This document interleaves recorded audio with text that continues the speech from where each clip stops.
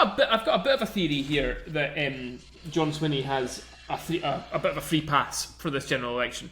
I don't think anybody else would have, having taken over, whether it was Kate Forbes or somebody from the other side of the party. I think they would have shouldered a bit of blame for what happens in the general election. But I think John Swinney will be able to pretty much ride that and blame whatever happens in the general election on what went before him rather than on him. So, I think we need to be aware of that when it comes to the election. But there isn't. Look, you have to look at the polls over the last couple of years. There's not really any doubt about where things are going. Labour are on the way up and the SNP are on the way down. So it's just a question of whether or not those two things meet, and whether those two lines in the graph meet before the election, or whether it takes a little bit longer for them to meet.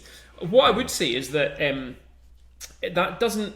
I mean, momentum will be huge for Labour. If they win this general election, then Anas Sarwar's momentum going into the Scottish election will be massive. And it really matters a lot. Momentum in that case matters a huge amount. And the more seats Labour get, the better chance Anas Sarwar has of getting into Butte House in 2026. But I don't think that the current polling will have John Swinney and Kate Forbes running around in any sort of panic. I think we're still at the moment in what could be called a reaction mode to everything that happened over the last few weeks. It might be real. I'm not saying it's not. I'm not minimising it in terms of the danger for the SNP.